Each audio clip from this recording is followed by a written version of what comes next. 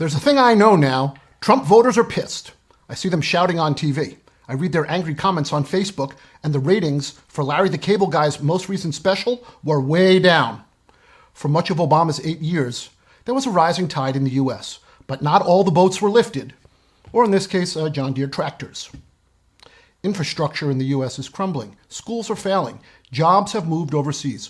Refugees have gotten financial aid and job placement before some Americans, and those Americans who saw the line being cut, who had promises go unfulfilled, are rightly demanding a new kind of hope and change, one that comes with a side of pork rinds, but absolutely no refried beans.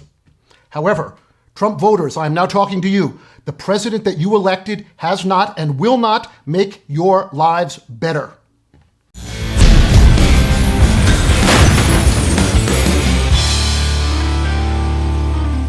How does making it easier for factories to dump waste into streams improve education in Kentucky? How does permitting banks to be more reckless with your money get roads paved in South Carolina? How does breaking up Mexican families bring manufacturing jobs back to Detroit and Cleveland?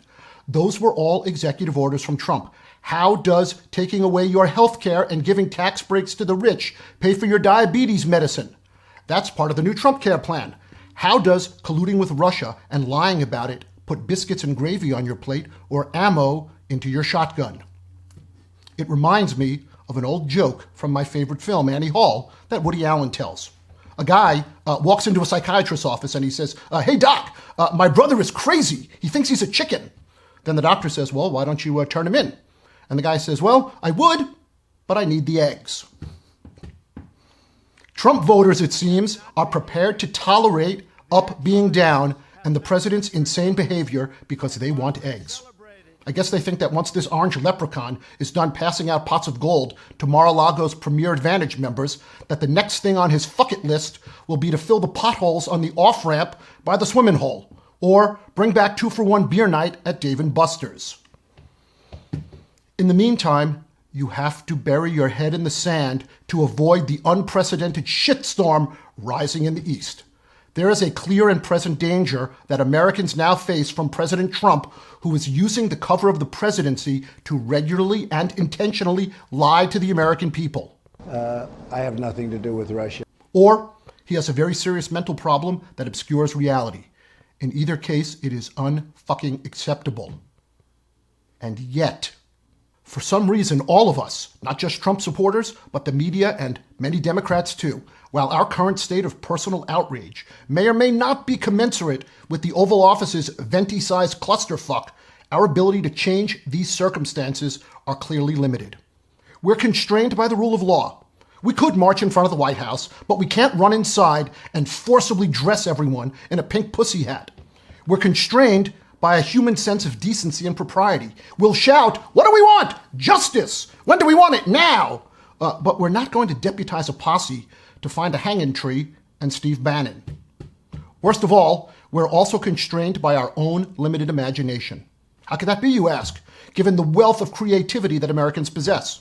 After all, we've got 13 different types of mustard: yellow, honey mustard, Dijon, deli, spicy, brown, whole grain, hot mustard, English, German, and Chinese mustard, Creole, stone ground, and honey Dijon. It's because none of us have previously considered or ever prepared for what to do if the unthinkable happened. There is no class that prepares you, no historical lessons to reach for, no cockpit-like simulator to practice the crash that occurs when a petulant and unhinged, Russia-colluding lying billionaire dupes the American people to get elected president. With Bush, Democrats disagreed with his policies, but everyone was playing football, and the rules were pretty clear. With Clinton, the exact same thing, although there was probably a bunch more of the female players getting smacked in the ass. Donald Trump is playing a game that he's invented. It constantly changes, and there are no rules. It'd be like sitting down to play Monopoly with him. You roll the dice, move your thimble to St. Charles Place, and then when it's his turn, he just kicks you in the balls. And then, when you finally come to, you're cold, alone, and naked on the side of a road in Mexico. Trump voters and Republicans in Congress, you are the ones who can stop the lies, who can stop the madness and pull us back from the precipice. You can call for more hearings. You can do more investigating. You can ask tougher questions. You can refuse to do his bidding. Show some goddamn outrage. Or is getting eggs more important to you than 250 years of American history and ideals? And look, I get it, right? You don't know me or my motivations, right? But there is someone I know that you trust, whose words I know that you revere. He once said, quote, "We have got to do a better job of getting across that America is freedom. Freedom of speech, freedom of religion, freedom of enterprise. And freedom is special and rare. It's fragile and needs protection." He also said, "One of the things I'm proudest of in the past 8 years is the resurgence of national pride that I called the new patriotism. This national feeling is good, but it won't count for much and it won't last unless it is grounded in thoughtfulness and knowledge." Those are the words of Ronald Reagan in his farewell address to the nation from the Oval Office on January 11th, 1989. Reagan also said, "I've spoken of the shining city all my political life, but I don't know if I ever quite communicated what I saw when I said it. But in my mind, it was a tall, proud city built on rocks stronger than oceans, windswept, God-blessed, and teeming with people of all kinds living in harmony and peace. A city with free ports that hummed with commerce and creativity.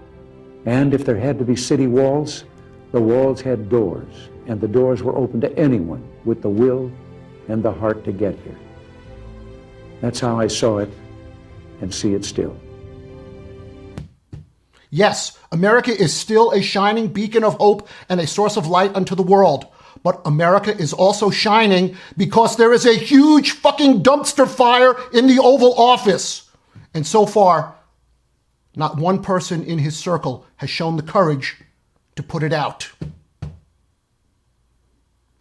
That is it. Go to our website, factbox.tv, and watch nearly 40 episodes of Be Less Stupid. All totally free, really. Plus, all the other factual entertainment that we have to offer. And if you found the proceeding worthwhile, I would urge you to please share it on social media. Thank you, and I will see you next time.